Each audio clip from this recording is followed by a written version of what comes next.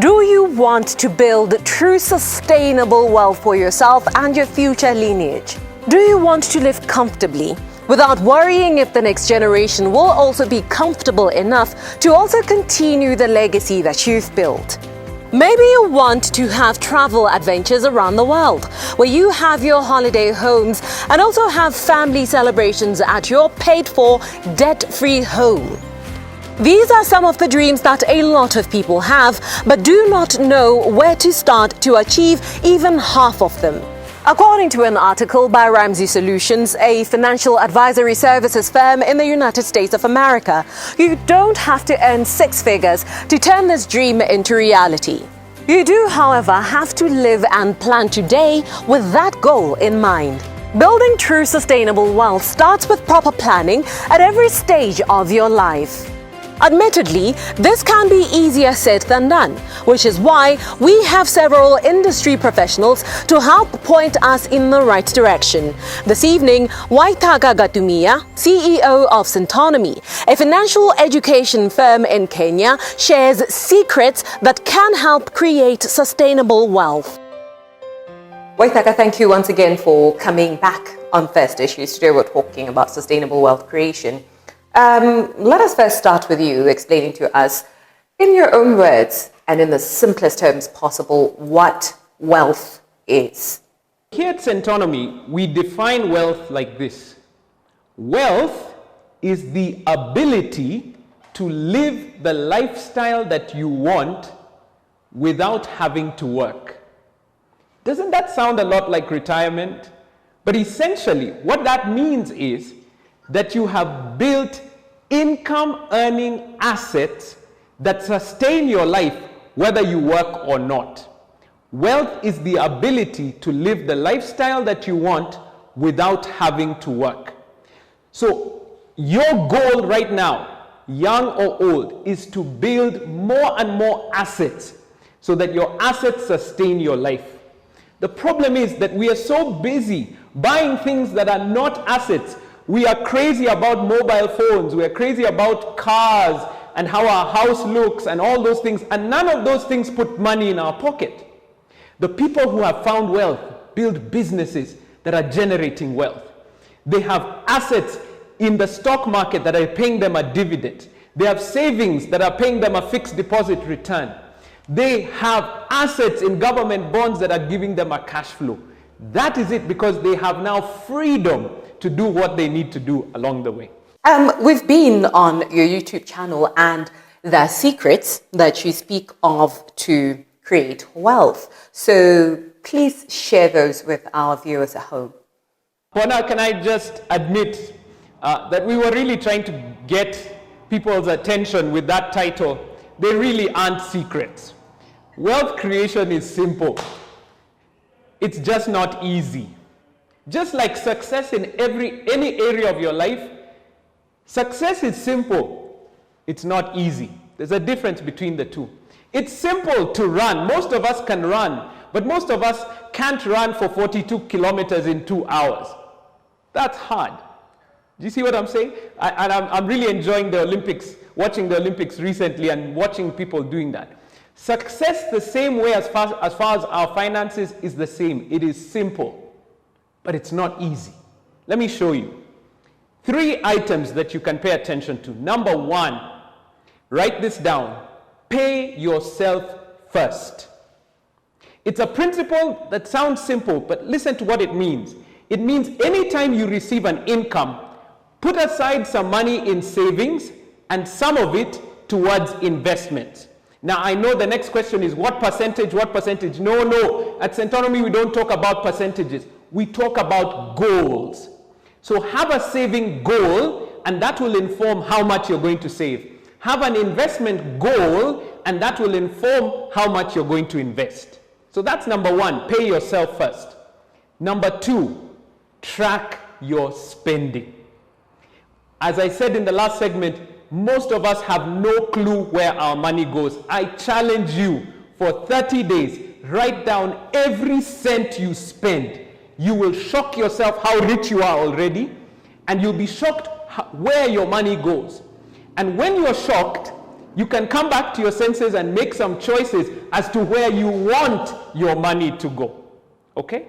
Number 3, focus on assets. Assets do 3 things.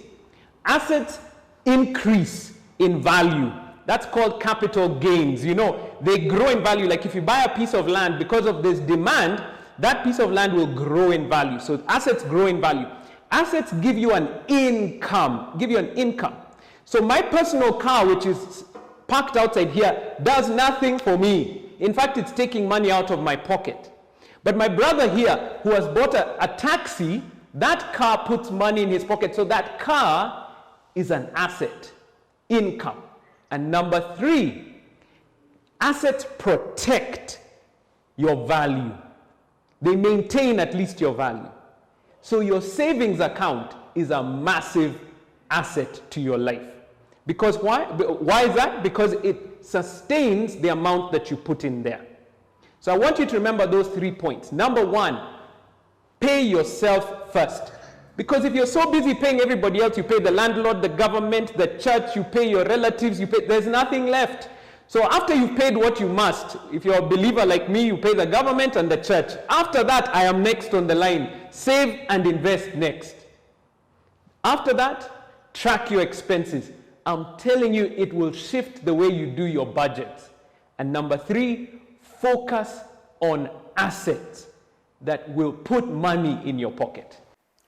Once the wealth has been attained, the idea is for it to be sustained through many generations, right? Or generational wealth, if you will. So what could be the next steps in ensuring that this happens once, like I've said, wealth has been attained?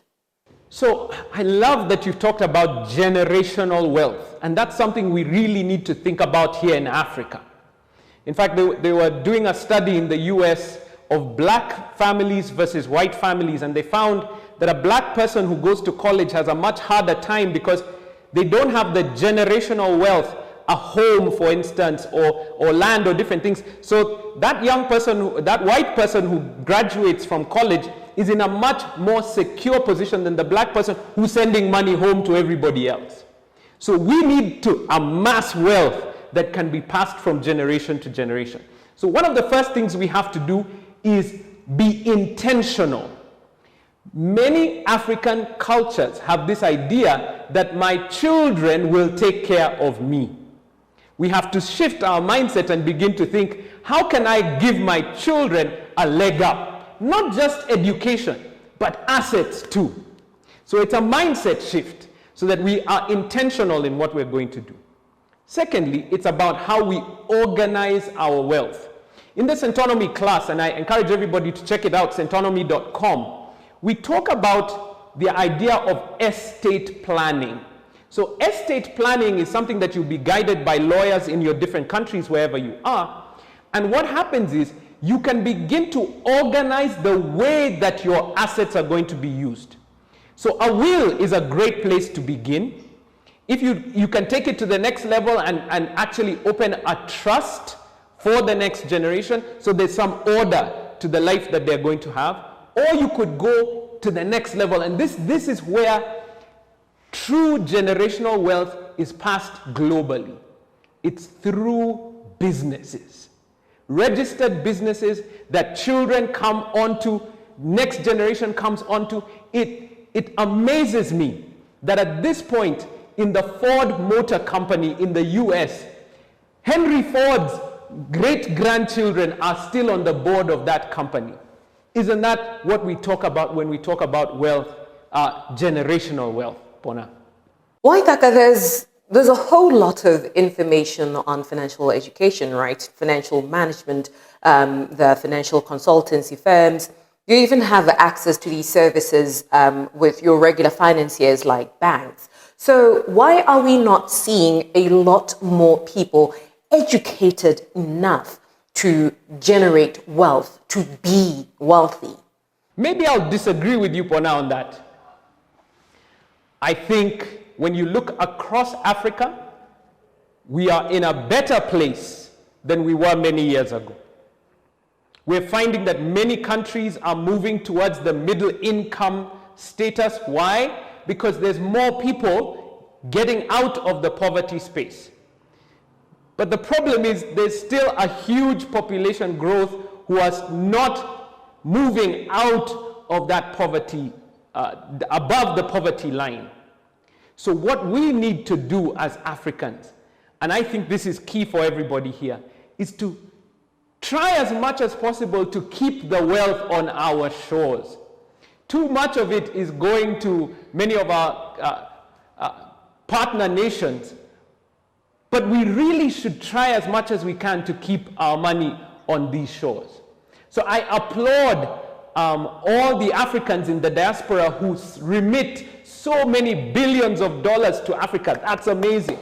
And for us here to build businesses that can grow and be nurtured and bring cash into this continent of ours. So I wish I had a magic bullet or something that would solve all these issues. But I think if we can begin to think differently, we can solve them. We are growing, we're getting better. We've not solved it all yet, but we're on the right trajectory if we pick it up from there.